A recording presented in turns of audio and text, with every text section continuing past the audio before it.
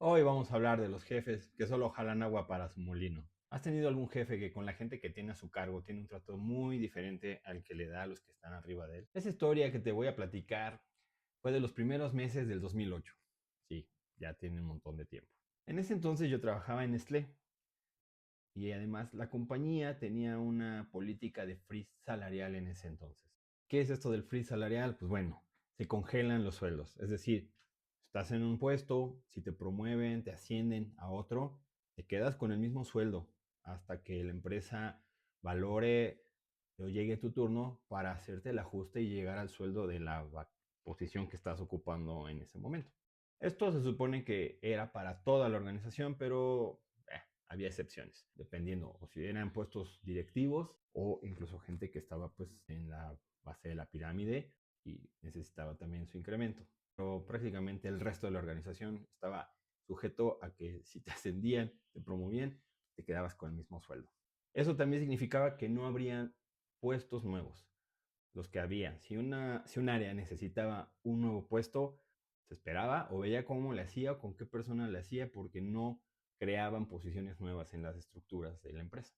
O sea, imagínate, había empleados que ya habían conseguido un ascenso, su segundo ascenso o promoción, seguían sin el ajuste salarial de la primera posición que a la que cambiaron. En mi opinión fue una época en la que Nestlé dejó ir un montón de talento. ¿Y por qué se iba la gente? Ah, bueno, pues porque esta política solo aplicaba para los empleados contratados en Nestlé que tenían un cambio. No aplicaba para la gente nueva que contrataban. O sea, imagínate, ejemplo, yo estoy como coordinador, gerente, me ascienden, me quedo con el mismo sueldo y otra persona entra al mismo nivel que yo, se contrata, a esa persona sí le daban el sueldo de la posición. Entonces, eso empezó a generar mucho pues, incomodidad, disgusto, frustración. La gente decía, oye, ¿cómo? Si yo ya tengo tiempo aquí, ya demostré mis logros, mi valía, de hecho, pues por eso me promovieron, por eso me ascendieron, en teoría. Y me tengo que esperar un año o más para que me den el sueldo que corresponde y alguien que entra nuevo se lo dan, por supuesto que generaba un montón de inconformidad en la gente. Entonces mucha gente se fue porque encontraban el sueldo que querían en otras empresas. Pues cambiando de empresa, ahí obtenían el puesto que querían, con el sueldo que querían, sin tener que esperarse meses o hasta un año para tener ese sueldo. Entonces mucha gente se fue en esos años de Nestlé a otras empresas. Bueno, volviendo a inicios del 2008, yo había estado en ventas y poquitos meses antes yo había pasado a un nuevo puesto en el corporativo. Ya no en ventas, sino en otra área. Entonces esto complicó un montón mi situación. ¿Por qué te lo digo? Pues porque pasé de ventas a un nuevo puesto que no se podía crear por este freeze. Entonces yo seguía en la estructura de ventas, pero ya estaba teniendo funciones en el corporativo. Y además de que me mantuvieron pues, el sueldo base, el mismo sueldo, pero había un problema. Mi sueldo en ventas se componía de una parte fija y una variable.